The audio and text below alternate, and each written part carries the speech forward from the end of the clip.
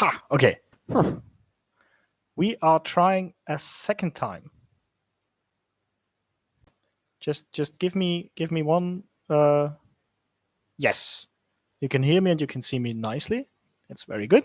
Now I just need to log in to my Google Drive because I've not done this yet with Chrome, which is of course extremely annoying.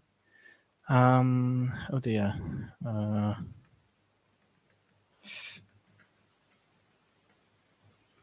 I need to copy the email address because of course I have multiple email addresses that I don't use, that I only use for very specific things. Amongst them is the use of my Google Drive. So I have OneDrive for my university related stuff. And I have OneDrive for essentially everything else. And from two different email addresses. One of them is my I use rather regularly, and the other one I use almost exclusively for YouTube. And I wonder which password I chose. I should. Yeah, well, it wasn't that. Well, that's good. That's a simple one. Yes, it was apparently. That's very nice. Now I just need to put in the confirmation code. So you see this is getting rather complicated. So it's my confirmation code is. All right. Sorry for the delay. What I mentioned earlier. No, I don't. No, go away. I don't want to do a security check. Go away, please. Thank you. My God. It's essentially complaining that I'm not joining in from Windows anymore because I don't have Windows anymore on this PC. What do you expect me to do, man? Okay. Hello, Michael. How nice of you to drop by. So today we will actually imagine we will have a look at some content. I don't believe it. Do you? It's incredible, really.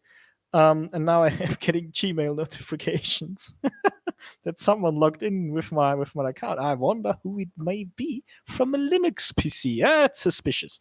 That's suspicious. I don't trust people that use Linux. Is that light better? Yeah, it's a little. I know. That maybe. Yeah, that could work. Okay. So now finally we can have I believe I can now share the screen and I can share the Chrome tab. This is exactly what I wanted. Yes, I can not only I can share the Chrome tab, I can also share its audio because I had to switch. I normally I use Firefox for everything, but now when I do this, I need to switch to Chrome, and I don't use Chrome for anything else. So literally, I need to remember that if I'm streaming, I need to use Chrome. This is important. Use Chrome when you're streaming. Okay. I hope this works now. I can I just share the entire screen? To share audio, share a tab instead. Okay, I will have to. Okay, that's cool. So, yes, this should work. I believe. Yeah. Okay, that's good. I think you can see my screen now. That's perfect. That's what I believe I want. I think something maybe. I'm just going to put myself on the other screen here. Yes, it's a little wonky, but it'll have to do. I can at least see more or less everything. It's now in a weird because I have this screen here, not in landscape mode, but in I think portrait it's called, because I do some programming on this machine here. Yeah. Either way, if you look at content, I'll quickly be checking on another browser if the audio of the tab can be heard, because I'm a little paranoid now about the audio because it hasn't worked just a second ago. Yes, it's the audio quality isn't particularly nice, but that is nothing that we should fear. It's only a Earth video. It's not important. Is my audio a bit loud, or the audio from the video a bit loud, Michael? If you could qualify. The tab. Yeah, okay. I thought so. By the way, Michael, since you are the only recurring viewer that I have, can I make you a moderator? Yes, I can. I have no idea. I'll do that. Just for now, just because you're essentially the only person to show up to a stream of mine twice, which I find very commendable. Take this badge as a badge of either honor or desperation. This is your choosing. So let's not talk about that now. You know there was an eclipse not too long ago. I think it was 2 days ago on Pi Day.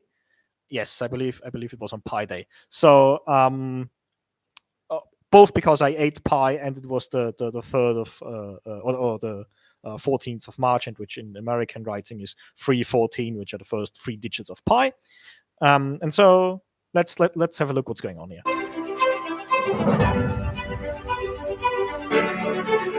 So the thing here, I mean, this is just music. The thing here is that the Earth's shadow, which by the way is extremely clearly curved, just so we're clear on that, is moving this very direction. So you would say to the if this was a map, you would say to the northeast, but this is going so that way, which is wrong because my webcam is flipped. So this is going that way, and now as the shadow moves away from the moon, it's moving that way, or rather that way. No, this way. Yeah. Okay. Cool. Got that one figured out. And so now the thing that DITRH and some others, this is on Earth's channel, of course, and some others have asked is how would this be possible? Did the Earth or the Moon take a 90-degree turn? Well, even though that would be very cool, and we'd certainly learn something new about some classical mechanics, I believe. Unfortunately, this is just extremely simple. And to show you what I mean, let me just I've made an extremely sophisticated drawing, which I believe could pass. Don't be deceived. I've not captured the Earth and the Moon in a little cage here. These are computer graphics. I know. I'm an extremely skilled 3D artist. So essentially, what's happening? Just imagine this maybe as a shadow and thus black. Just imagine. Essentially, this is happening. So as we, and of course, this should be in the foreground. This would be interesting if it was like that. But of course, the Earth shadow is in the foreground. And so essentially, what's happening is this, and this essentially means that it's moving. It's moving the direction that is said in the video, right? So really what we're doing here is we're moving that away, right? Roughly.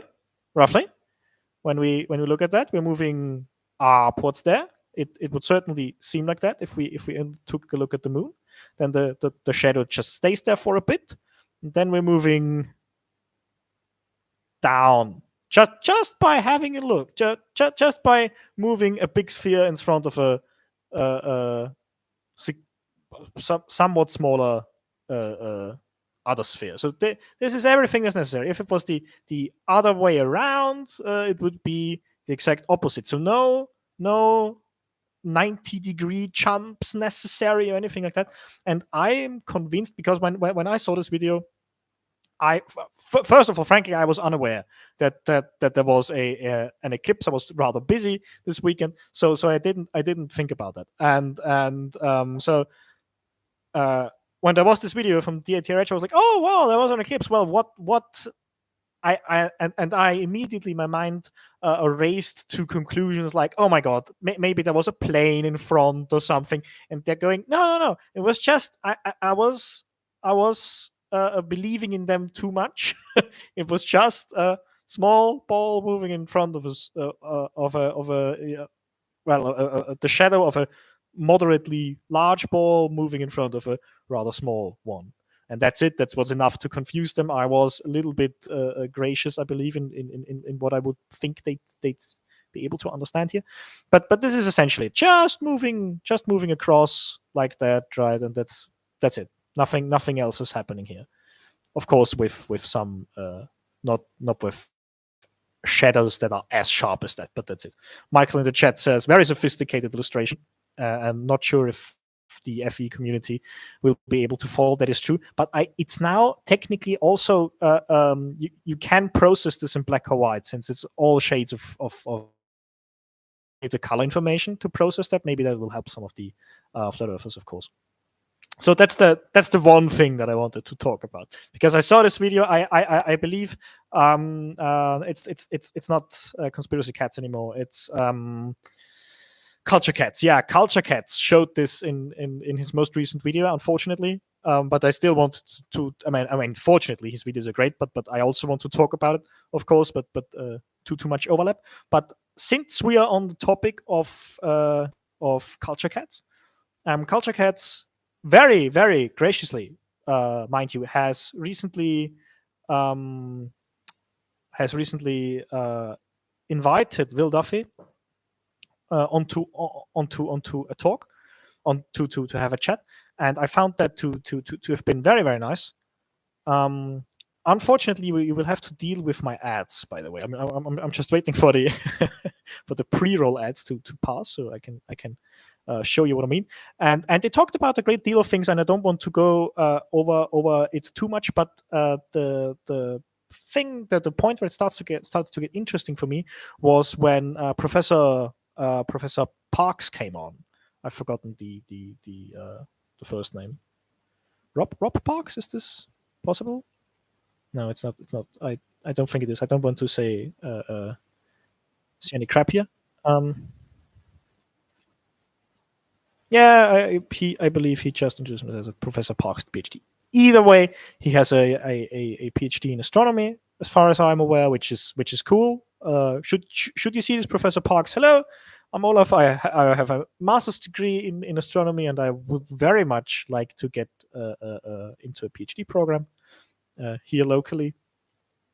Yeah. So and I found the conversation between Professor Parks and Will Duffy extremely interesting, both from a standpoint of science, what they talked about. And I believe I even joined the conversation in the comment section. I'm just not sure if it was with my main account. Yes, it was with the Olaf Das Astro account. So I will maybe talk about that in a second as well.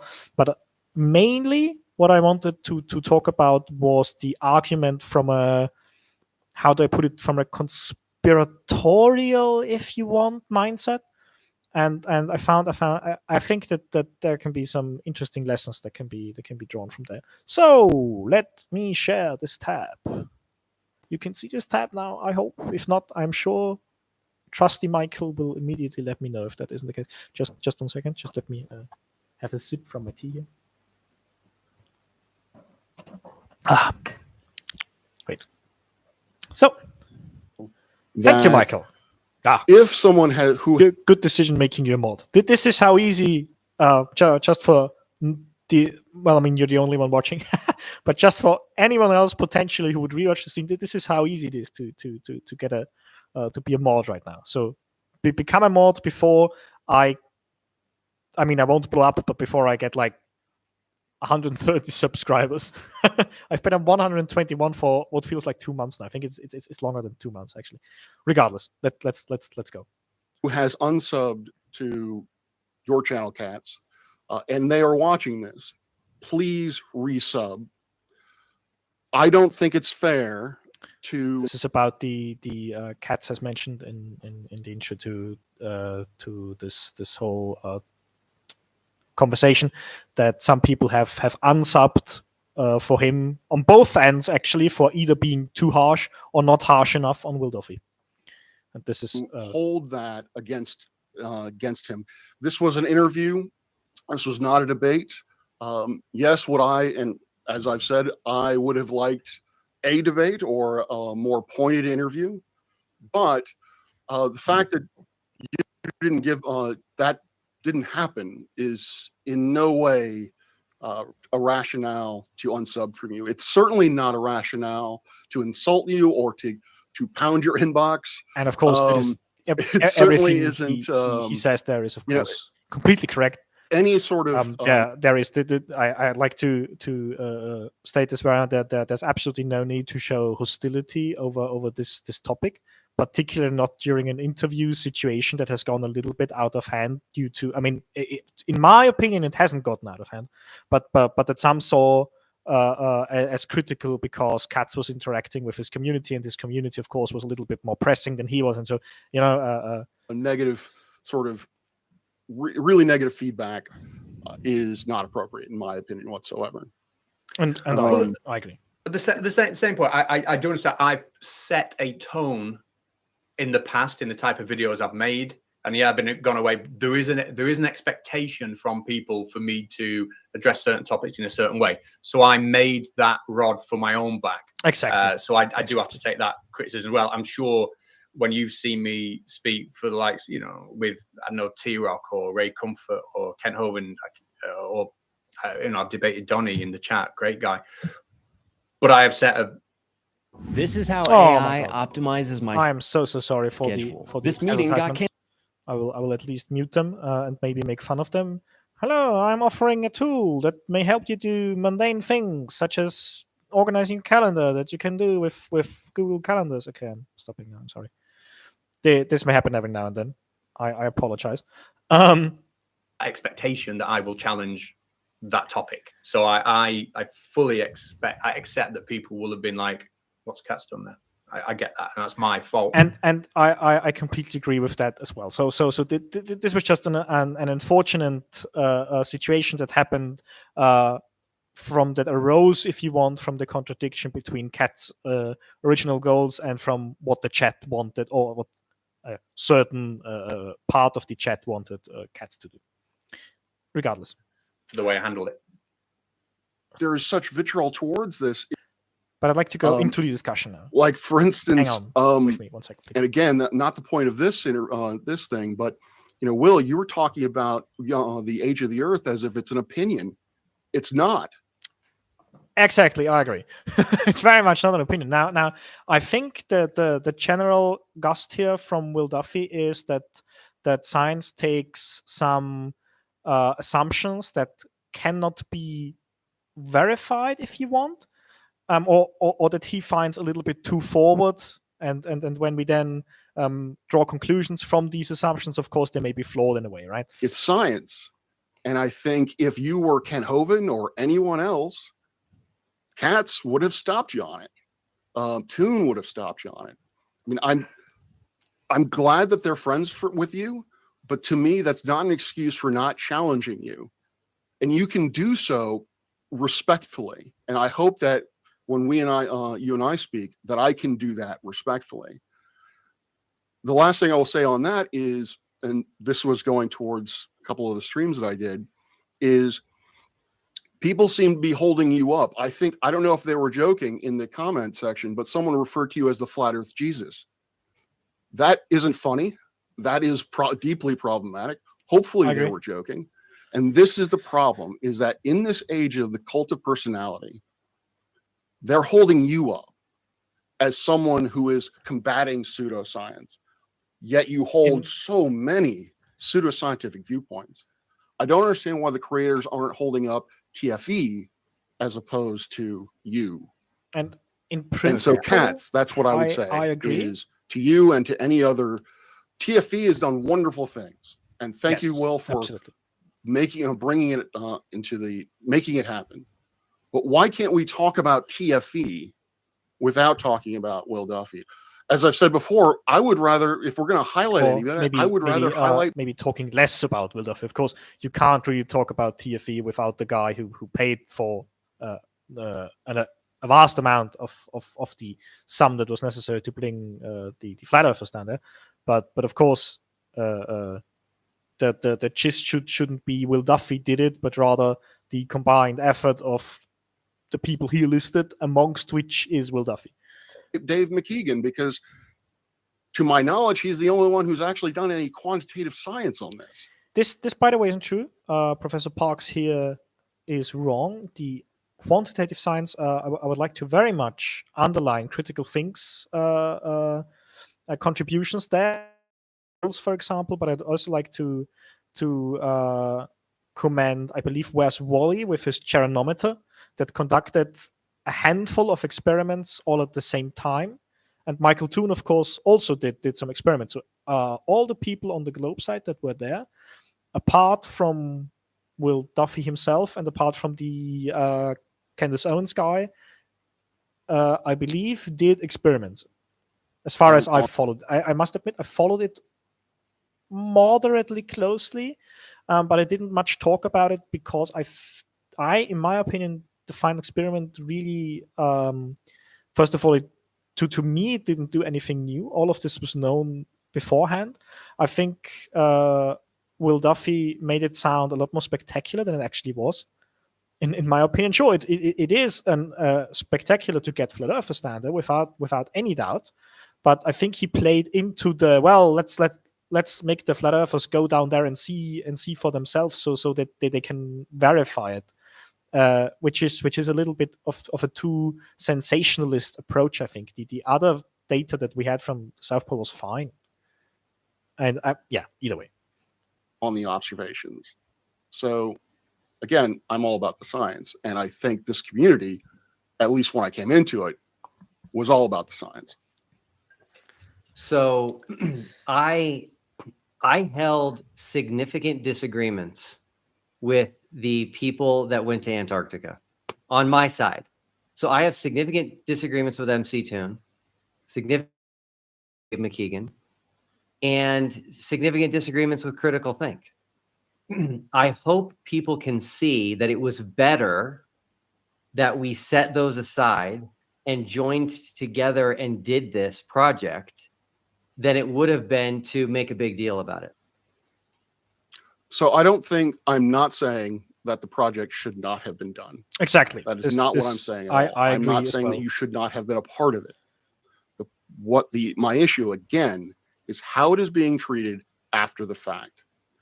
TFE should be highlighted, but you can highlight it by just talking about the experiment and not talking about any individual personality involved in the experiment. Talk about the science. Talk exactly. About how this is also something that bothers me often. Is when people talk about first of all, it bothers me when people talk about the people that were in there, right? So if some event happens, I'm often a little bit taken aback when people just talk about, oh, and this person did that, and he did that one, and I find this a little too basic, if you want.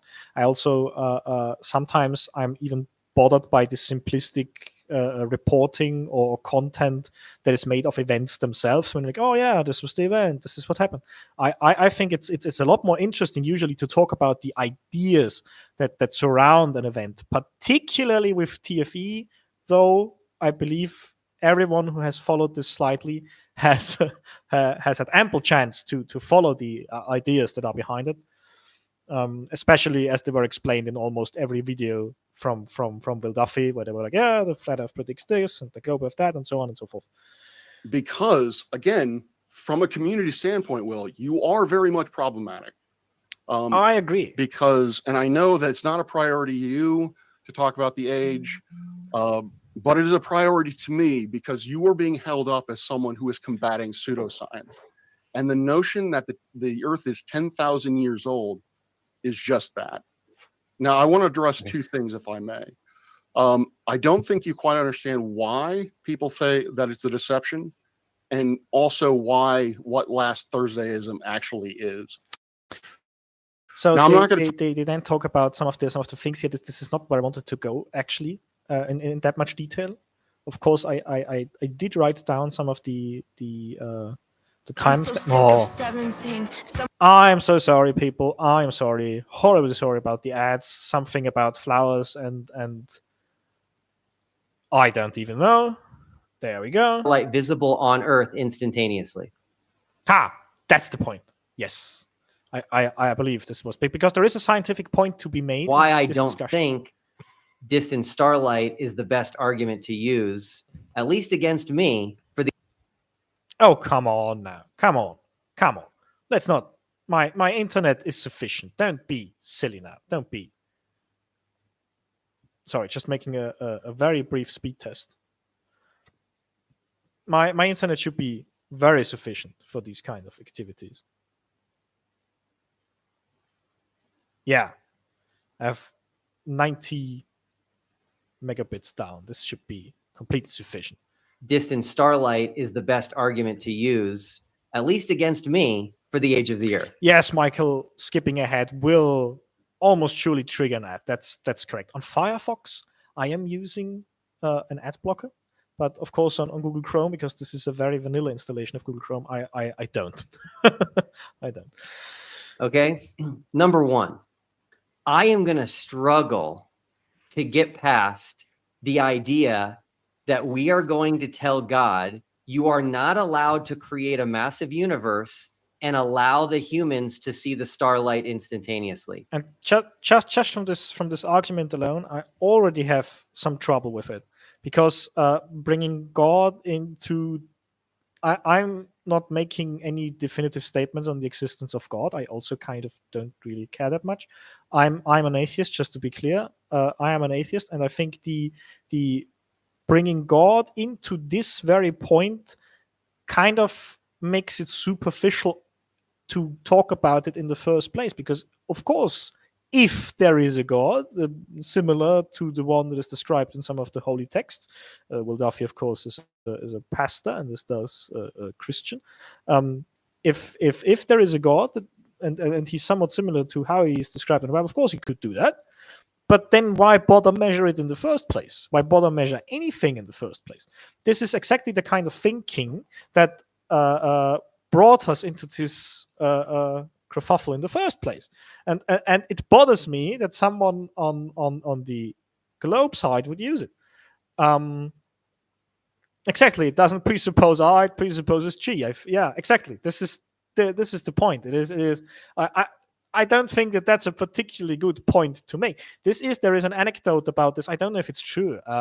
That when Newton calculated the orbits of the planets, and he calculated some of them to a certain sufficient degree of accuracy, even by today's standards. When he came to Mercury, it didn't make sense due to a couple of things. I'm not talking about relativity here in specific. That there was something else. I don't know. I don't quite recall what it was. But he wasn't able to figure it out after some time, and so he said, "Well, it's God's work. God put it like that to show us that we can't understand anything without Him, and that He can create things we can't understand." And so he put this away, and a few decades later, I don't know which one. I believe it was a French mathematician, came back and solved it. If it wasn't Laplace, it could have been Laplace, maybe. Don't quote me on that. Don't quote me on that. So came back and just solved it to a degree that was that's the best one that you can do without relativity, general relativity applied to it. So this thinking is actively stopping progress. And it I think it's sad, really. I will never say that. I will never take that position. That sounds like what you're saying. It is not. Okay, so do you agree that it's perfectly fine for God to create a massive universe? Professor Parks, by the way, is also Christian.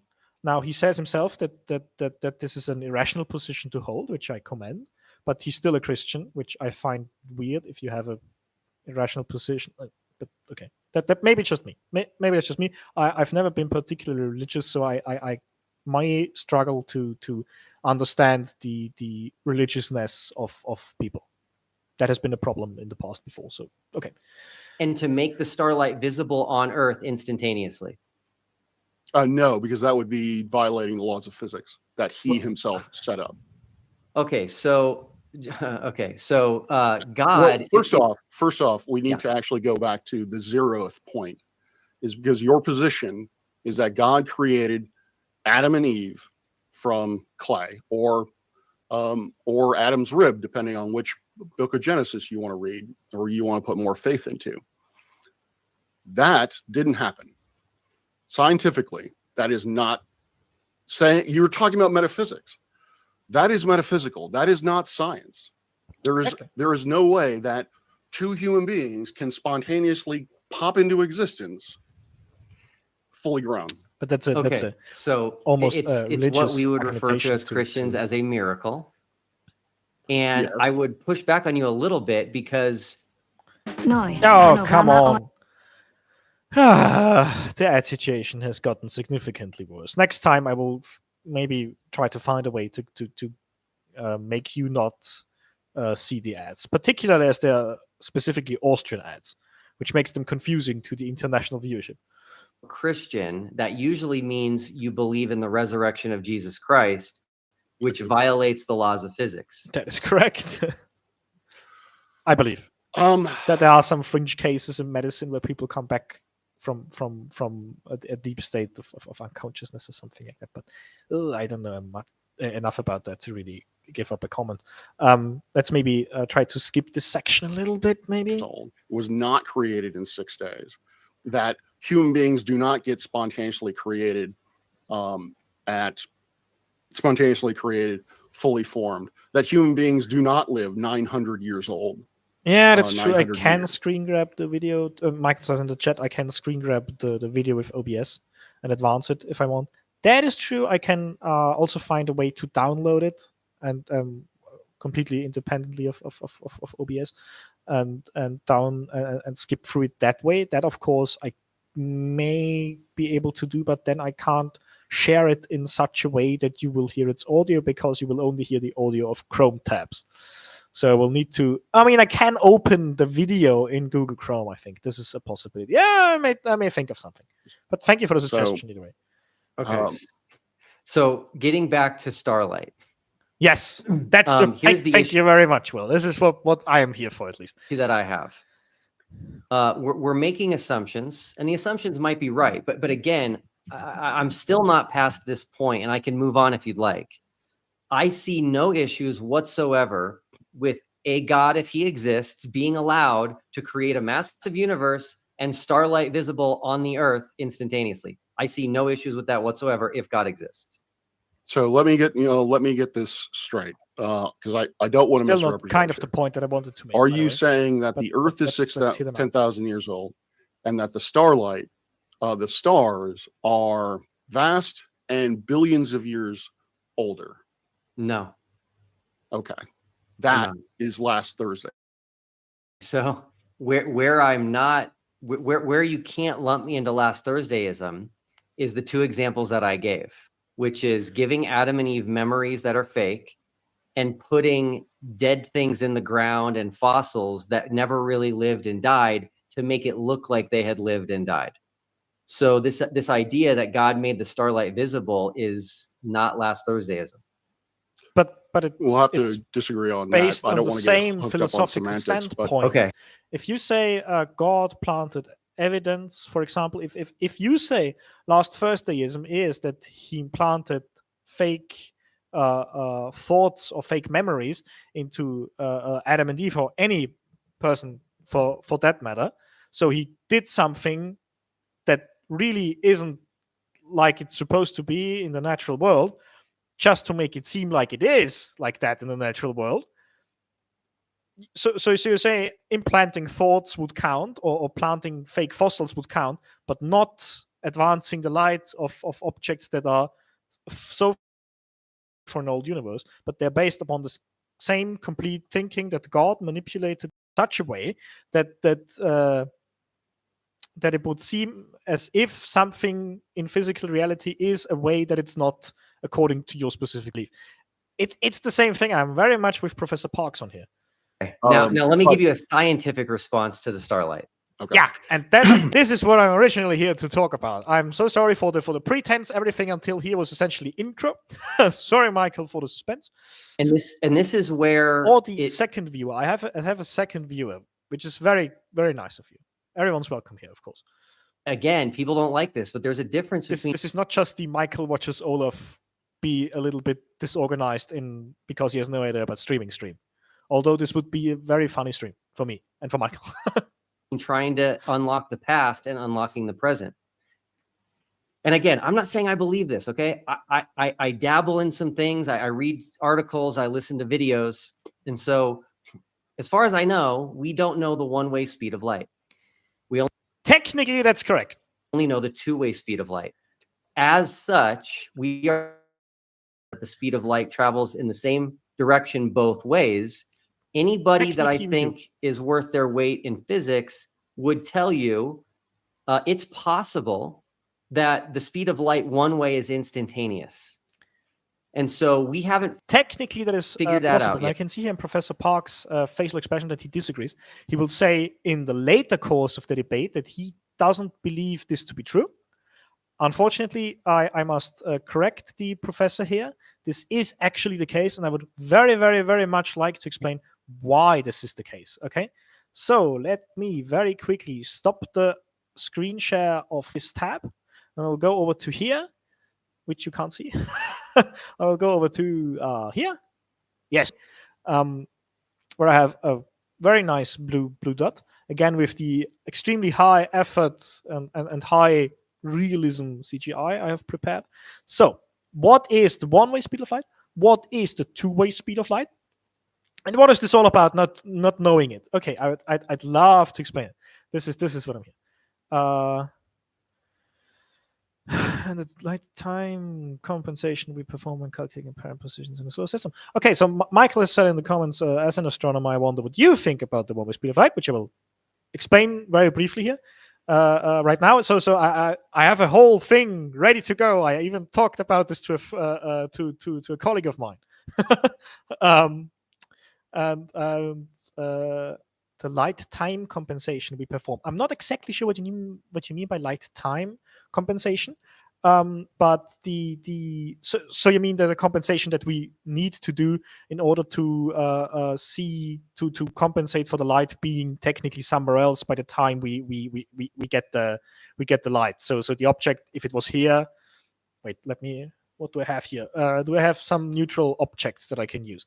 I have not really. I have a pocket coffee here. Okay. Yeah. Okay. I have a pocket coffee here. And I have my finger. So the thing is, if we sit down here at the very bottom of the screen here, very central in this position somewhere, and I have the celestial object that suspiciously looks like a pocket coffee that has been laying around here for a bit too long, and it moves, it shoots off light in this direction. I can draw it. I'm in front of a drawing program. Oh my God. I'm sorry. So the cool thing about this is here, this is very much one of the fundamental things of relativity. It isn't my specialty by a long shot. Actually, my roommate, who is behind this wall over there, she's doing a lot of relativity stuff, and she will do her master's thesis in physics about general relativity. So she will be a lot better equipped to explain this to you than I am. But alas, unfortunately, you will have to bear with me here. So, okay, let's say we have an object here that is, Michael, you made the example with Mars. I'll just use something different. I'm just going to say this is some object because it really doesn't matter which we pick here. And this is the light, right? So this is this is the object here, the blue one. They're both blue. This is the object. No, that's horrible. There we go. So this is the blue one is the object, and the yellow one is the light. And as the light travels further, so for example, this is light at this point, but unfortunately, as the time passes and the speed of light is finite, we move over here. And so by the time we receive the light, if we say that we are in our very square-shaped observatory, let's say we are in our very square-shaped concrete observatory. By the time we get the light, the object has moved. Now, this is very annoying.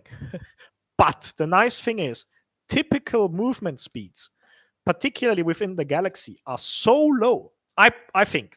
Don't quote me on this. I haven't calculated this. This is just a thought on top of my head. The change or the difference this really makes is so small that compared to the average uncertainty you have of the measurement, it is less important than the uncertainty or the error that you get from the measurement apparatus, so the telescope. So this would be a problem if we were able to measure this effect to measure the position at scales at which this effect will become important. So it's not important because there are a lot of overlaying effects or overlaying uncertainties that are much bigger in magnitude. So this is the underlying issue what Michael here meant. And the other thing, so this is not the one-way speed of light, this is just the light time compensation. So but for some of them we perform a light time compensation, mind you, particularly the very extremely far away ones. I don't know much about these because I'm not one of the cosmologists. I don't deal with very far away objects. My objects are, the ones that I deal with mainly are 500 parsecs away. So yeah, exactly. For some objects, we calculate the true position and we compensate. That is correct. I must admit, I don't know much about them. I know that this happens pretty much automatically being done in a computer. This is essentially just to gain more precision, but we are talking about the realm of seconds at best. So this really, I'm sorry, Michael, I can't tell you that much more about it. But I know that the effect plays only a rather small role, but it is of course not to be neglected. This is almost astrometry, so the precise measurement of the position of planetary bodies or heavenly bodies in the sky. Right. Okay. But this is not what I wanted to talk about. No? What I really want to emphasize is the one-way speed of light. I find it extremely interesting to measure or to talk about. Okay. So the one-way speed of light. So regardless of the details about the speed of light, right? Let's say we have a light beam here. And I'd like to, is there a clock or something? That would be very cool, but alas, there isn't. This looks a little bit like a clock, but it's not. I will pick a round thing here. Just bear with me. I'm making a likely very poor attempt at reconstructing a clock. I use the Google drawing program thing too much for tasks that I really shouldn't be using it for in presentations and things like that. But I just like it. It's so simple. It's really intuitive, if you ask me. Now I won't be I won't be changing the clock now as I move it from one place to another. This is too much work, and it's Sunday evening. This is not the time for work. Okay, so let's say we have two clocks, one here and one over there, and we would like to because to the non-physicist mind or to the non-scientist mind, this may seem like a simple problem, and even to the physicist mind, it seems like a simple problem until you start thinking about this darn thing, relativity. Okay, the problem is if you would like to measure the speed of light, so you could make a significant distance. You put two observers there, and you start the beam of light. You kick your stopwatch. And when it passes the second person, they stop their watch, right? And then you know if the two can walk back to each other and they can compare the clocks and can say, this is how fast the speed of light is in one direction. We have solved it. In order to do that, they would need to synchronize clocks. And now comes the annoying part. The fastest you can synchronize clocks is by using the speed of light. So if the speed of light was infinite in one direction, then the synchronized clocks would at fastest also go kind of with the speed of light. So they would be infinitely synchronized,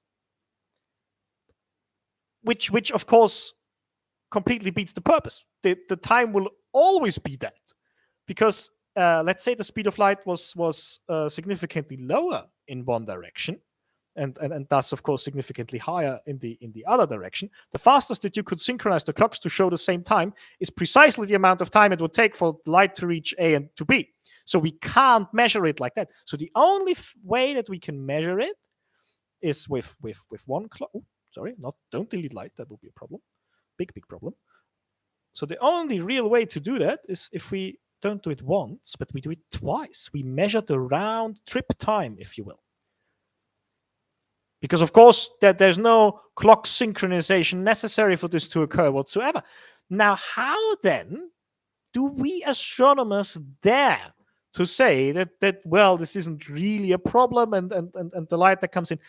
I'd love to explain it to you. So first of all, before we do that, I hope all three of you that are watching are somewhat understanding now of what happened. If not, let me know in the comments. Other than that, I'm going to go to a different tab right now. So Maxwell's equations. Yes, the Maxwell's equations. Yes. The dominating or the commanding equations for everything electrodynamic, and as we know, light is an electrodynamic wave, so it's the solution to the equations given right here. At our university, we have a course called Theoretical Electrodynamics, where we derive a lot of the basic electromagnetic laws of electrodynamics and electromagnetics. And amongst the things that we did in there is we solved the Maxwell's equations using a wave equation, so a wave that solves for the Maxwell equations. And I found this really nice because I'm not a theoretician. I'm struggling a little with higher concepts of theoretical applications, particularly. Someone in chat says I don't. Well, okay, so do you want me to explain it to you again? Because I can do that. That's not a big issue. Ella says in the chat that they don't quite comprehend, which is completely fair. This is advanced stuff to a certain degree. The idea is that you can't measure the one-way speed of light, so light moving in one direction, because you can only synchronize clocks as fast as the speed of light, which makes it impossible to measure it. If you need your measurement devices to be synchronized that you'd like to measure, this is a problem. Moving on. So if you do these sorts of things that we do here, you end up. We did that. This is about, if I recall, I actually wanted to derive that with you guided derivation live on stream. Unfortunately, I've forgotten my drawing pad, and then we would have gone and watch me struggle with moderate physics level mathematics. Basic idea: after you finish and after you plug in the all of the variables, which are the I don't know what they're called in English actually. One of them is the dielectrical constant, I believe, and the other one is the permeability. No, I think the permeability only comes into play when you are not in vacuum anymore. Something like yes, no, the permittivity of free space and the permeability of free space. This is what they're called in English. We had this course in German. And when you put these in, you get this as your value for the phase speed of these waves. Hi, Igor. Hello. There in the chat. 3 people writing in the chat. I believe that's a first. That's I take that as a win. So either way, so you get the speed of light out of a theoretical prediction that is only made up of these 4 equations, the basic wave equation and the assumption that you're in a vacuum. That's it. That's all that you're doing. These 3 things are all that you need to theoretically calculate the speed of light. And that's my first line of evidence against an asymmetric speed of light, because an asymmetric speed of light would need to explain, it would need to add something onto these equations that make them behave differently in different directions. Is it possible? Yeah, sure. But is it probable? That's the question. In fact, it would be even worse if you modify these equations here somehow you would end up with completely changed laws of electromagnetism, and these laws we have figured out rather well. So I think that this is a bit of a mute point. But this is theory. This comes only out of equations. You can do this on a piece of paper. Of course, this isn't necessarily something that holds water. If there were actual measurements, you could just say, "Well, you're wrong." Sorry, I've gotten a message by someone who's watching the stream. It's from my roommate. She is offering me her drawing pad. Since I've already gone through them right now.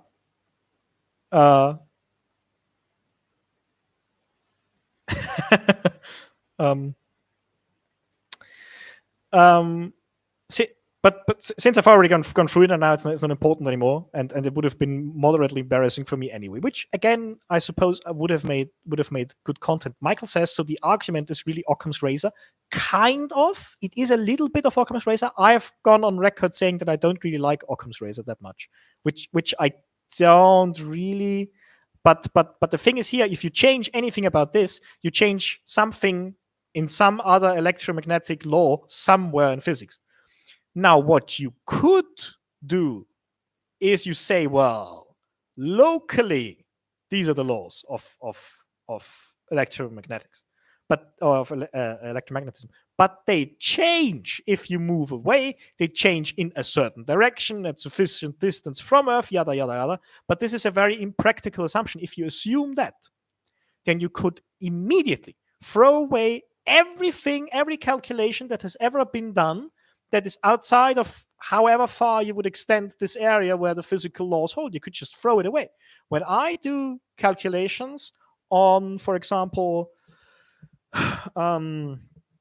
on the size of protoplanetary disks, which was my master's thesis topic and the topic that I'm currently in the process of writing a paper about, right? If I do the calculations therein, if I can't rely or if I don't make the assumption that, well, the physical laws there are the same as they are here, this is why they're physical laws, I might as well not write the paper at all. Why bother talking about it? Why bother talking about anything for that matter if we say, well, the laws of physics change over there? This makes no sense, and this is a progress inhibiting assumption that is only, in my opinion, really done to avoid having to conflict your beliefs about, for example, creationism. But okay, but this is only evidence number one, is that it would mess up a whole lot of things about the Maxwell equations and theory. Now, you could say there's some sort of medium that light travels through, that some sort of ether, possibly, without attesting to any of the other ether arguments that are usually done by flat earthers. Don't forget, the debate that we're talking about is between Will Duffy, a globe earther, and between Professor Parks, very much a globe earther and a PhD in astronomy. So this is not like the Witzit ether argument or anything like that. Okay, so that's evidence line number one, is it would mess up Maxwell equations. So, but I have more, at least in my high computer graphics CGI thing. So this would be a problem. But let's say let's come to a different scenario.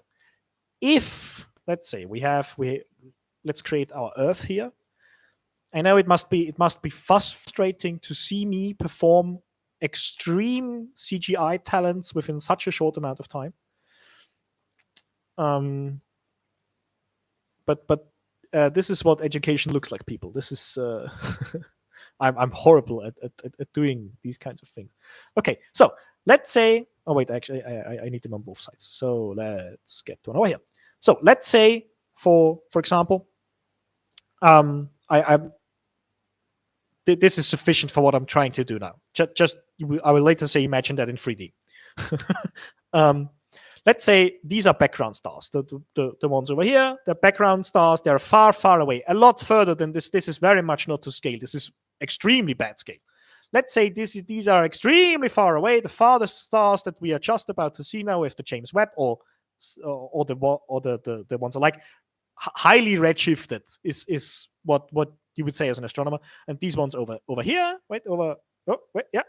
these ones here, these cheeky ones, yeah, they're the same distance away, but they're more cheeky. If there was a one-way speed of light for some reason or another, if there was a one-way speed of light, let's say for the let me quickly make this a little bit more professional here, or more, what should I call it, more better structured, I think. One-way speed of light, let's say, is infinite in this direction. Let's say the speed of light is infinite in this direction. On top here, and my illustration only really plays below this line that I can't move because I didn't select it. There we go. Center. Exactly. Okay. Almost done. All right. Okay. So the one-way speed of light is infinite in that direction for you. For me, it's that direction, which makes it more complicated. So the light of the background stars to the left-hand side here would permeate the universe immediately, because the speed of light in that direction is infinite, right? There we go. So they would be immediately there. You would be able to see them on Earth the second you would look at them. So the objects that would be visible with telescopes would have been visible. They are real time, if you want, from this direction. The other direction, the speed of light, in order to be the same speed in the round trip, would need to be half. This, by the way, this is a thought experiment that required me some time to think it through with numbers, because I'm a little dumb sometimes. If the speed of light, the one way is infinite, it's not zero towards the other direction. In order to cover the given distance in the same time, one of your speeds is infinite and the other one is half, not anything else. Just try to get that in your head. This takes a little to stick, because it's very, very much non-intuitive. Wait, sorry, I got a message. Another one. Okay. So if the one-way speed of light was slower this way, there would be some direction, and this is the point where I say now imagine that in 3D. There would be some direction. If the speed of light was not the same in every direction, you would die where you would see more stars.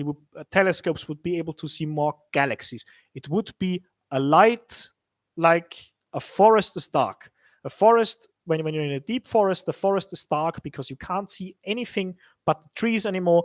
And if the one-way speed of light was infinite in one direction, in a specific direction in space, and space is either extremely big or infinite, you would see so much light on one part of the sky slowly diminishing as you walked away from its center, as you looked away from its center. And when you get to the other side, it would be about half, roughly, what we see today. This is what a one-way speed of light would have as an immediate consequence, of course, unless now theists can now invoke a god and say, no. He has planted the light on this side such that it can be seen.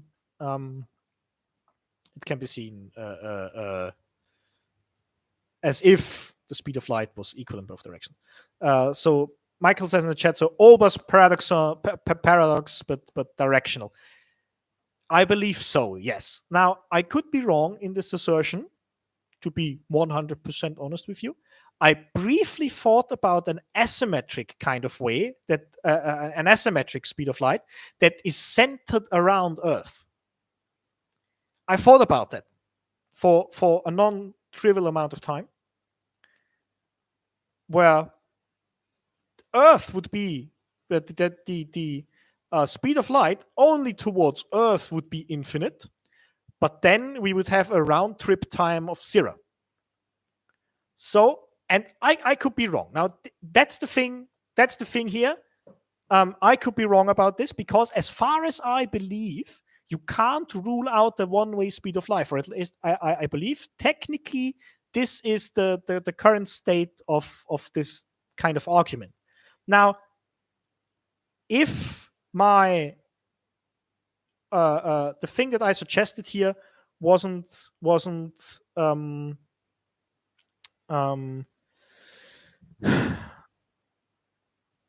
if I am wrong here, I wouldn't know where, and if I'm correct here, this would disprove a one-way speed of light.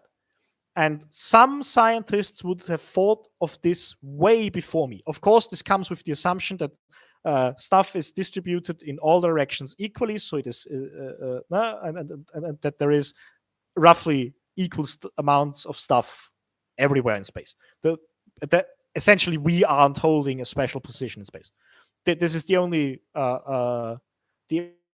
assumption I need to make here. So these are the two reasons why I think a one-way speed of light is extremely, extremely unlikely and portray an amount of essentially finding technicalities in science to be able to keep your, in this case, religious beliefs, which I find have no place within science. Igor writes in the chat, wasn't it a brain teaser that puzzled Einstein about a car going up a hill at half the speed? How fast would it half? How fast would it have to go down the hill? I don't know what you want to say with that. Are you referring to the thing that I said with infinite and half the speed and not infinite and 0?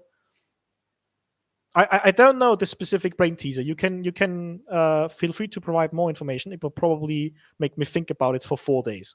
This often happens when I read Einstein's arguments against quantum physics very, very briefly. I think about them and I think, well, or about the uncertainty principle, and then I think, well, maybe the uncertainty principle is wrong after all. And then I read the reply and the explanation, and I don't fully understand it. Einstein was way too smart for me to think about things like that. I won't lie. Okay, so the point that I was trying to make here is that I find a one-way speed of light is, first of all, it's an extremely cheap way out of confronting your, in this case, religious beliefs that you stump over astronomical observations. And 2, I don't think it holds much water either way. Someone who also likes to use the one-way speed of light, by the way, is Austin Whitsitt, who uses it, I've forgotten in which capacity, to discredit some scientific argument, which unfortunately, or measurement, which unfortunately is the exact same thing that Will Duffy did, which I think is sad. But of course, now, with that said, I highly prefer having a talk with Will Duffy over having to exist on the same planet with Whitsitt. Now, there's a, but let's not go down that road. Let's continue to talk about the discussion here. I've waffled for half an hour now about the one-way speed of light and related topics, I think. Yeah. And if we do figure that out, that's going to completely change our understanding of things like starlight. So first of all, the one-way speed of light, kind of per definition, unless it would follow from a theory that we haven't yet figured out, like some advanced quantum stuff beyond the standard level, just from relativity alone, a one-way speed of light would be unfigureoutable. So there's a scientific response. I will need to see a citation on that, because to be fair, essentially the rest of the discussion that I would like to talk about here is Professor Parks doesn't know the one-way speed of light. I'm not surprised. I'm not very much not surprised. People in the comments, by the way, I replied to this. They wrote, for example, the inability to measure the one-way speed of light is a well-established concept. It stems from the inability to synchronize clocks. Exactly. I've known about this for at least 10 years. Professor Parks was a bit overconfident in his dismissal of it. While I agree that he was a little bit overconfident, a lot of people in the comments make it seem like how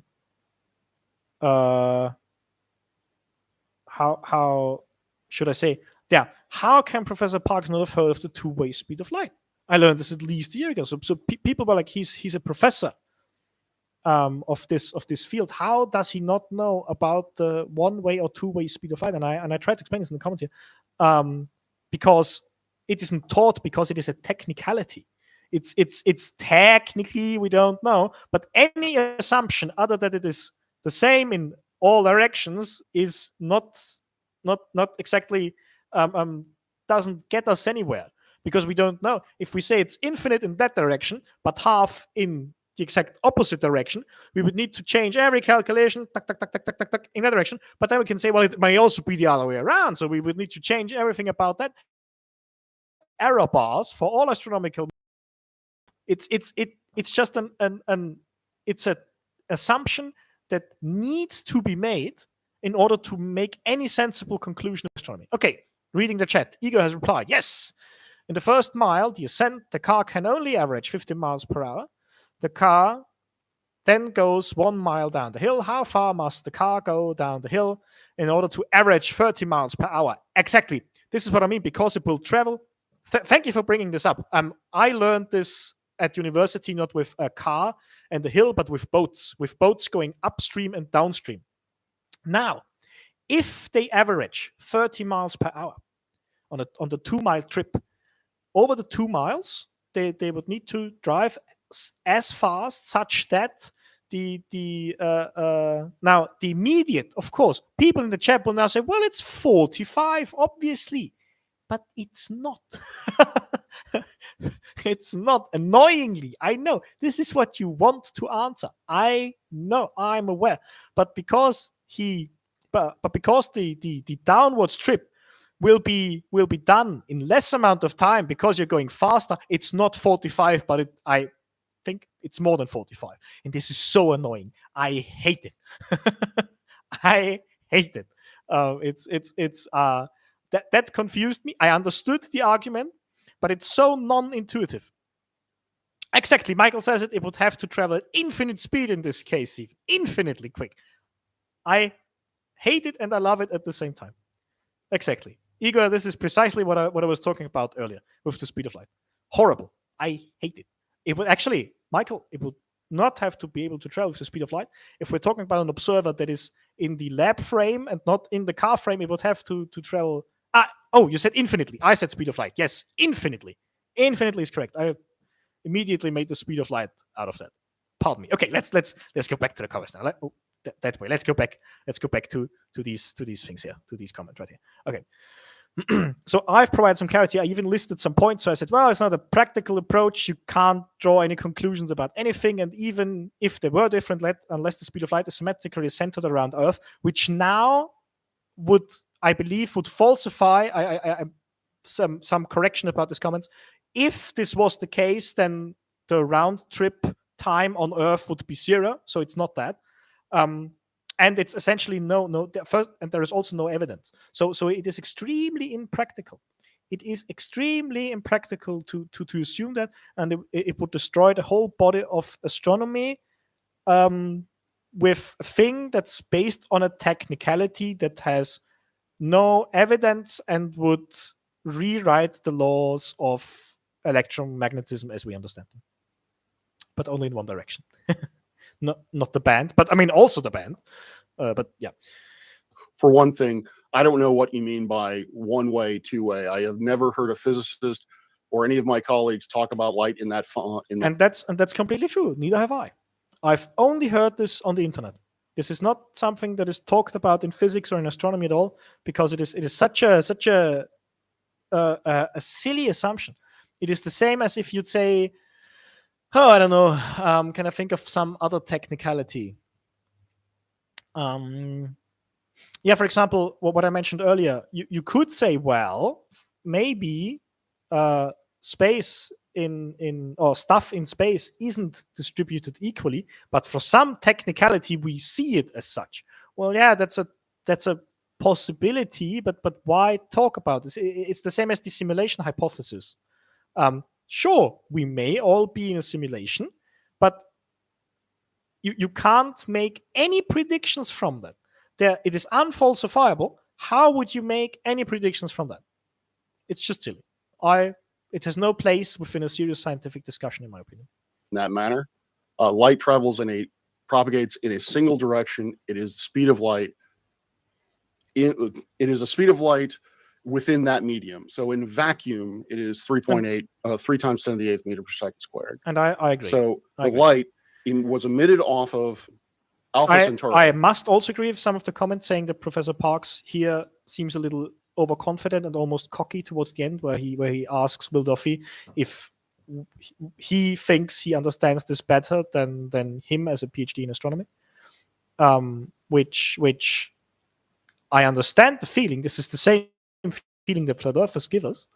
But in this rare case, Will Duffy is actually correct in saying that, well, technically there is a one-way speed of light, which is true. Which is approximately 4.2 light years away. So the light that we are seeing right now was emitted off of that star 4.2 light years away. Actually, let's use this is the only reasonable conclusion that makes further calculations possible. I'm out of water. Andromeda. It's a much better, more poignant example. Andromeda is about 2.7 million light years away. So the light emanating off those stars was created 2.7 million years ago, and that light has come to us. So there is no question as to what the speed of light is moving in any direction. Well, there is. So this goes back to a 1905 paper written by Einstein. In that paper, he said, I don't think I am just going to create a constant for the speed of light, which is the two-way speed of light. Will here is wrong. This is not what Einstein did. Einstein didn't say he will create a constant called the speed of light. What Einstein did is as far as I know, Einstein made the immediate postulate that the light must be, or the only way things would make sense is if the speed of light is constant in every reference frame. That's the big thing here. And it's now just become a constant. It's not something that can be tested. It's not something that we figured out with experimentation. Technically, that's true, but it would make no sense that way. I'm positive on this minor point this video kind of goes out to both here, Will and Professor Parks. I'm sure Professor Parks, he has said he will read up on it. I'm sure he has read up on it and likely understands this better than me now. But yeah. I am right. And so again, I'm just trying to open people's minds to the reality that we're still trying to understand the past. The big issue I have here, Rob, with you is Rob. His name was Rob after all. I got it right the first time. Proud of myself now. Proud of myself. There are 4 people watching. If you're watching, and I very much hope you enjoy me waffling on about stuff. Probably don't want to hear anything about either way. If you would be so inclined to maybe push that little thumbs up that shows the other. No, wait, it's that way around. That if you maybe would push that would possibly help me out a certain bit. It will certainly help out my confidence. Many years ago, and I just think it's possible that it wasn't. And so again, there are things that could hypothetically show me that the Earth is older, where I wouldn't be able to again is it possible? Well, maybe it is possible, but in order for this to be how should I say, practically progressive. Thank you very much, Igor. Much appreciated. In order to make any practical points with this, you'd need to come up with a whole new theoretical framework. So anything is possible, particularly if you put in an omnipotent God. He could do anything. Why make conclusions about anything? Just silly. Just lean back and pray it away. But this is not supposed to be a criticism of religion. I have plenty of those, but this is not the channel for me to post them on, and this certainly would create more adversity than really this topic means to me. Right? I don't have much bother with religious people. I have a small bother with religious people that I will point them to, but not in an evil way. Like, you're stupid for believing in religion. I would be like, this doesn't make that much sense. I will kind of poke them. Like, this kind of makes no sense. This is how I do it usually. To God creating it so that people could see it, but I don't think this is one of them. Okay. So thank you for pushing. This is why I would equate you to. You can also, next to the like button, slightly to the left, to this way, there is another button that reads subscribe. I don't know what it does, but you should click it. Unless there is a D at the end. Then you don't need to click it, then it's completely fine. just saying. This is a type of argument that completely different. Michael says in the chat, the thing is, if we cannot set up an experience to determine the one-way speed of light, that also not, it can also not make a difference to observations. Not, I mean, it would kind of make a difference again if light in this direction would be instant, and we kind of figured that out. That would allow for instant communication between this place and any place to the left. In your case, I'm now using this is my left arm here, but I'm because the webcam is mirrored. So it would make no difference. It would be instant in that direction and half as fast as we think it is in that direction. So it would make some sort of difference. But if we haven't figured that out by now, and unless we come around with a fundamental physical reason from something beyond the standard model, I don't think this will happen. And I think Will Duffy said in the beginning that but we haven't figured out yet the one-way speed of light, and well, we aren't going to really, because it's unfigure-outable within the physics that we know currently. That I get with a flat earther. I believe we'll never figure it out personally, but that's neither here nor there. You have admittedly told me that you are ignorant of these subjects. That's true. I am, and yes, to those in the chat, I have a PhD in astronomy. I have studied this, and I can guarantee you that there is no question as to the one-way, two-way. I agree that there is really no debate going on within the science community for a very, very good reason, and that is that why should there? For reasons aforementioned in this stream, plenty. The light speed travels in one direction from a source to an object at whatever the speed is in that vacuum. Another thing that flat earthers would like to do is to cherry pick Einstein and talk about things that were published in 1905. And by the way, the speed of light was developed. The speed of light was determined as a constant by Maxwell, not Einstein. And if I misunderstood you claim that there was no evidence of that the light speed has been measured. Is that right?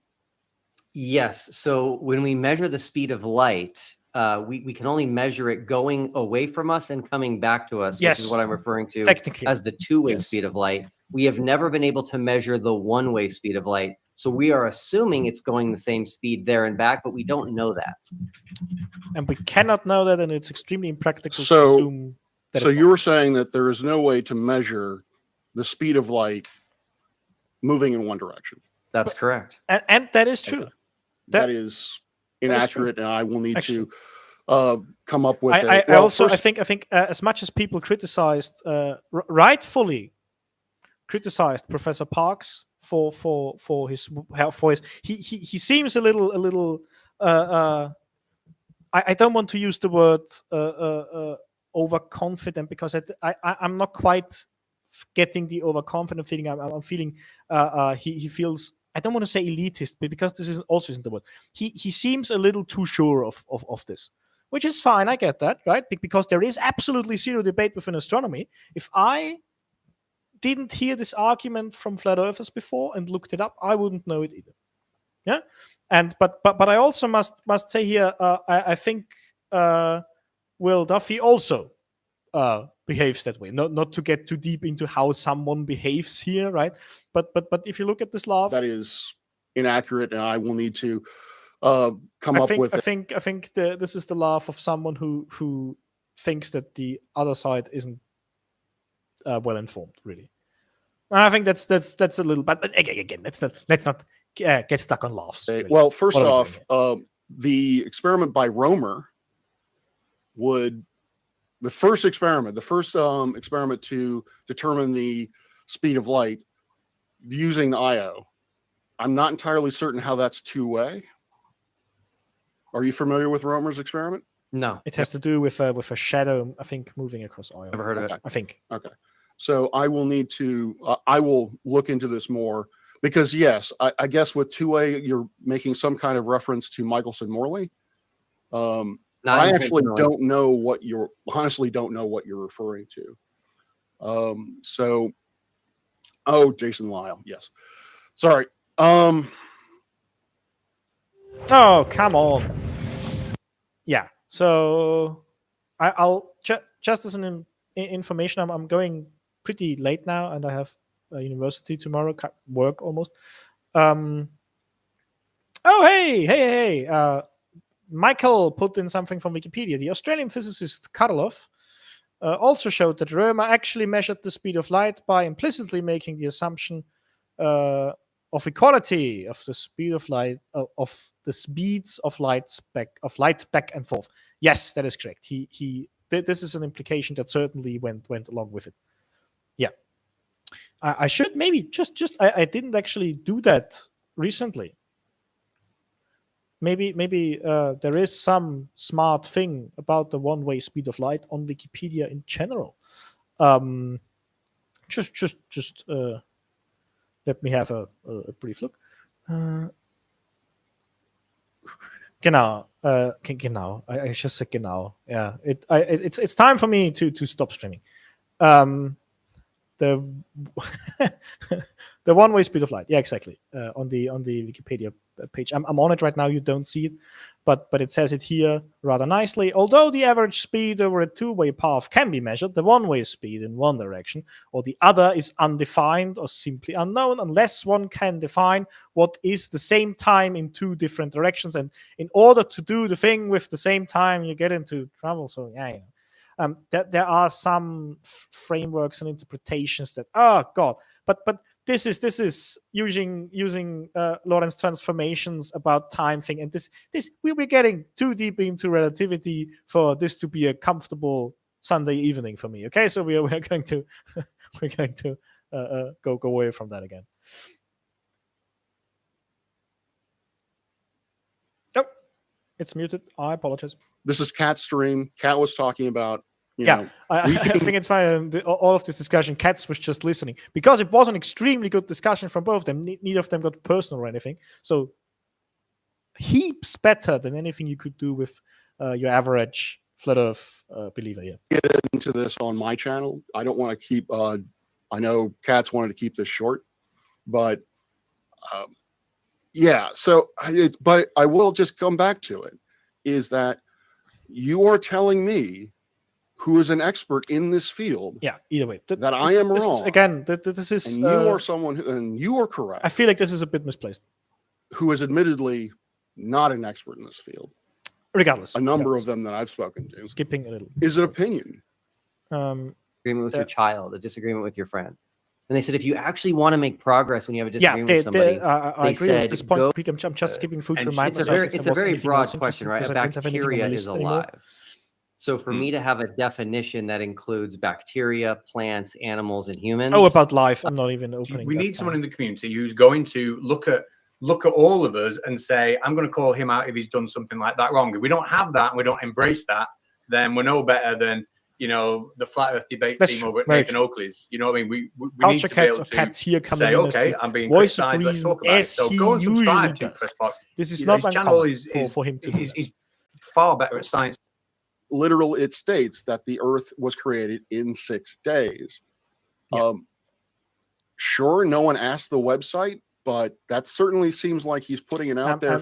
And to the larger point, I think that, but this is from here on out, it's opinion time. Opinion time. So just from this, I think about the question then comes up kind of in a way, the way I interpret it, the question comes up in the community whether it is okay for a community like us that is centered around a deeply scientific discussion about the shape of the Earth and the deeply scientific understandings and misunderstandings thereof, should just willy-nilly, if you want, ally, although I'm just using this word colloquially here, ally ourselves with people like Will Duffy, who are creationists. Or, for example, there is Peter Markley, who is also a creationist. And in my opinion, the answer to that currently is no. I don't think we should. I think that that's rather why. I think that that's a poor strategy. Well, I mean, this isn't really about strategy. This is about content of belief, really. But if, for example, if the situation was different, then yes. If the situation was, for example, God forbid, that there are flat earthers in government, a significant amount, and it would be paramount to get flat earthers out of positions where they hold large amounts of responsibility, government or in the education system, then yes. Then I would be for a common kind of alliance. I don't want to call it alliance, but for the lack of a better word, I will call it that. And then I would be for an alliance with creationists. But we are nowhere near this. We are essentially, Michael Toon says, somewhat, though in an unfriendly way that I don't want to agree with, that we are pointing and laughing at the flat earthers. I don't want to do that. Frankly, I think that that's a poor strategy to talk to almost anyone. But we are. There is no danger, at least not in Austria, for example, that flat Earth would be taught in schools. And as far as it doesn't come to this situation, I don't see why we should align ourselves with people that hold deeply anti-scientific beliefs like creationism. And I mean, for example, if Peter Markley, he makes some very, very good points and quick thinking points against flat Earth, and all of that is nice, but I still don't really feel we should be chums with him. I'm not comfortable with that. I mean, again, it's not about me being comfortable with anything. This is my opinion. I'm sure if he'd have a beer and I'd have something else because I don't drink beer, we'd have a laugh about a lot of things, right? I'm not saying he's a bad person or anything close to it. No, not at all. Just from a purely standpoint of would I do it and do I feel completely happy with it? No, I don't. For someone to take and accept as factual. Yeah. I okay, agree. thank you for the answer. I'll leave it to Will. I feel like we just sat there talking about you there, which I feel really rude about that. But I did want to put that out there. It is weird to talk about it's people. Also my apologies. Because this is No, like it's me that asked. manufactured drama, which of course it does. And also, by the way, I appreciate. Hang on 1 second. Wait. Sorry. Just noting a little detail. This is wow. Okay, so the cursor that is streamed is not the cursor that I have.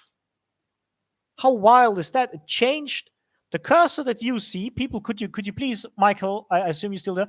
The cursor you see is a black cursor with a white outline. Is that correct? A normal black cursor with a white outline. This is what I see on the preview window. Although yes, this is not my cursor. I use a Linux Mint cursor. Yaru, I believe it is. Wait, let me. Wow. I don't know what it's called again. This is not the cursor that I'm using. Why would you change that? That is so weird. I'm using. I can't find the option right now. I'm using a different cursor than that one. Mine is white and doesn't have the little stick coming out of it, and it's rounded. It's very nice. It's one of the cursors of Linux Mint. Wait, I can look it up. Wait, quickly. So sorry.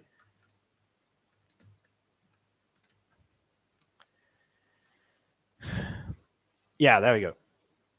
I'm using. Hang on. I feel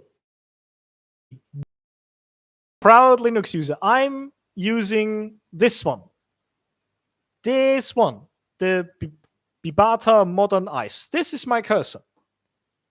A whole bit smaller than it seems on this picture. But this is the cursor that I'm using. Because this is a Linux computer. Okay, and I like the kind of cutesy looking rounded cursor without the weird little tail thingy that I've never understood why it's there. Don't mess up my things here, Google Chrome and or YouTube, whoever you are. Okay, sorry for that. That was unexpected. Back to the discussion, and then we're gonna finish up. If you have any questions for me, I'm happy to talk about all things astronomy. If you know me personally, you know how much I like to go on tangents. So if you have any questions, now is a very convenient time to ask them because I will be done within the next 10 or 15 minutes or so. I appreciate the time you both give me. I don't want any of you to feel trapped. I did say in the email, you can hop on and off as often, even if it's just for 30 seconds. I don't want you to feel as if you're trapped here, like the chat and all that. You can go at any point.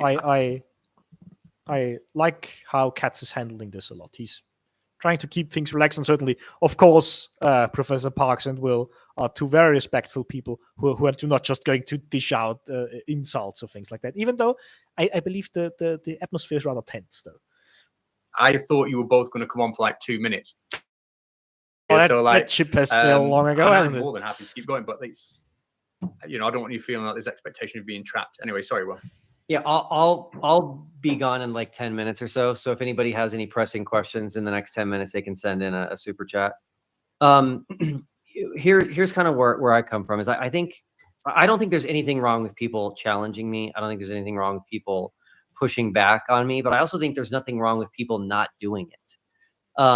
I have significant issues with you, Rob, okay? Based on your videos. Like I have significant issues. And so I have to make a decision. Do I want to challenge you on those or do I not?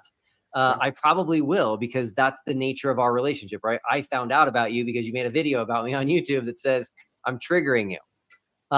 But someone like, Craig McNeil, FTFE. Neu, Revitalift Laser Serum. 3.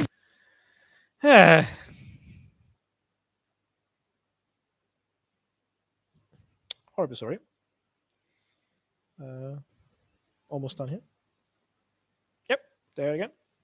Issues with him too, but we have built a friendship, we have built a relationship, and I'd rather focus on our relationship. Igor, that was Heidi Klum, who is a very famous German model, but there are a lot of reports, and it's no one doubts them that she treats the models that work for and with her absolutely ghastly, horribly bad.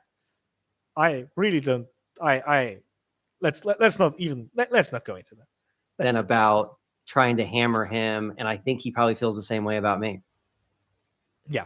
Okay. And yeah, I would love to have more of a congenial relationship. Yeah, with Igor, you, it's Will, really bad. There is a documentation, documentary. Sorry, documentary about that, but it's in German, unfortunately. So unless you know German, not much I can do for you there. I think, but if you look at the Wikipedia page, maybe, or just Google her and with criticism, you'll find plenty. You'll find, oh dear God, you can't. Yeah, exactly. Oh, you understand Germany? Well, and look it up. There is a whole thing. I believe it was by, oh God. It was in combination with Germany's Next Top Model, with a broader criticism of the show. I don't watch it, but I watch the criticism of it by some German YouTuber, I would think. Grew up 20 minutes from Austria. Oh, well, that's nice. Then you're from Bavaria. Jo, grüß dich. Sorry. I think then you're from Bavaria. You could also you're from Bavaria, unless you grew up somewhere in another country, but to German parents. Then it would be unfair. The part of Austria where I grew up, we speak Austrian Bavarian, strictly speaking. Oh, Maribor. Okay, well, unfortunately. Well, then you're not Bavaria. Oh, sorry. Oh, you just understand German. I'm sorry. I assumed you were German. Big mistake there. I'm horribly sorry. Excuse me, dear Igor. I should have known better. besser. Yeah, I should have known better. Why am I missing up countries or languages now? It's really time for bed. Jesus Christ. So greetings to Slovenia then. There you go. Hi. Maribor was in Slovenia, right? Yeah. No, it's Slovenia. I'm not going to look thing that up. that I have trust to, my my skills response enough that this is in Slovenia. that is that this is a debunking community for all pseudoscience. Yeah, a lot of people are hitting just simply flat Earth, but there are people like Katz who who speak on young Earth creationists and how that is scientifically inaccurate. Yeah, back so to the the video, idea yeah. of not addressing these things, that's not what I thought the community was about. Now, if I agree. that is I what the agree with community is Professor about, Parks. that is, I mean, is, and it is fine. I'm not saying the community needs to change. I mean, it does kind of in the long term, but of course adapt, right? But if the community is of the opinion that it's not about science after all, and it's mostly about dunking on the flat Earth, I will accept that, but I will disagree, even though I will still like to dunk on flat Earth. entirely, that is everyone else's prerogative. But that is not what I thought this community was about. I thought this community was about identifying where there was miscommunication or misinformation scientifically, and combating it where we see it. I agree. And I would love to hear what within the confines of natural science, yes, problems you have with myself. I am. So it's this thing. Robbie Guitar. Parks is a Christian. He believes in pseudoscience. Okay. Unpopular opinion. I agree, but it's not important. It's not. That's not what this is about. I don't like those comments. I would love to hear what you have to say, what problems you have with me, because I do want to be someone who is open. I do want to be someone who is willing to publicly state that I'm wrong, and apparently I am wrong on this. Like to cover on this channel, I believe everything has been said, and there is an ad. I believe that this is a sign, ladies and gentlemen, or statistically very likely gentlemen. I believe this will conclude this first planned content stream. Almost everything went at least all right, unless we count the little whoopsie where I wanted to start. Oh, I did start the stream from Firefox. This was a bit of an oopsie. I apologize for that. Next time, maybe I'll think about. I'll remember to start it in Chrome. And with that, I believe I'll. This is where I will finish it. I'll stick here for a couple of minutes, unless there are any other questions. Feel free to ask them right now. The next stream will be, I have no idea when, maybe on the weekend. I have some time then, and I will be here with where all of my computer stuff is. So probably on the weekend is a maybe even on Sunday. Who knows? We'll figure it out. But yeah, unless that is it, I would like to say good night wherever you are. For me, it will certainly be good night within a few minutes. I hope you enjoyed the stream. If you enjoyed it a lot, maybe consider subscribing, and if you enjoyed it even more than that, maybe consider leaving a like. This is my line. Jeez, mixing my lines up. Oh, horrible. If you enjoyed this, then maybe consider leaving a like, and if you enjoyed it a lot, maybe considering subscribing. I lose the ability to talk when it's late. It's horrible. I recognize the time is a major contributing factor to me losing the ability to think properly, or to do anything properly for that matter. So anyway, if you enjoyed it a lot, considering subscribing, and I will see you in the next video or stream.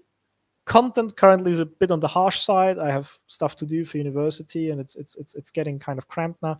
But in terms of YouTube, there isn't really that much that I would like to talk about currently, because it's all TFE and the fallout, if you will, thereof. But if there is something that I'd like to talk about, I will maybe do a video and invest in that. We'll have a look on the stream. Yeah. So thank you for the commenters that have participated, Michael and Igor. You have been very nice. It's always nice. One of the biggest fears I have about the streaming thing is that I just sit here and talk into the void with no one watching. Now, at least you're here, so at least I'm talking to at least you two. There is a third person who's also watching, but I think they're watching in the background, which is fair, which is completely fair. So yeah, Michael, thank you for being here. Igor, also thank you for being here for your first time. I hope I will see either or both of you within the next stream. So now, time to leave, right? Leave now. And if there are any questions, I'll be staying on for 2 to 3 minutes. And yeah, but other than that, thank you very much. Goodbye. Goodbye. You can leave now. It's cool. You can leave. I'll stop in 2 minutes or something. In which case, type quickie. Just have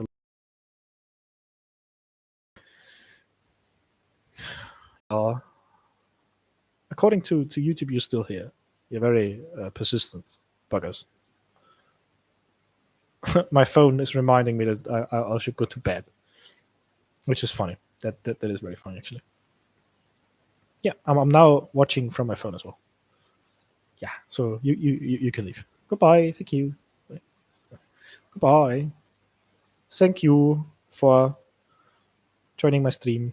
Yes, such German, such Austrian. Okay, no, don't think there are any further questions. Leave them in the comment section below. All right, great. Then, thank you very much. Bye.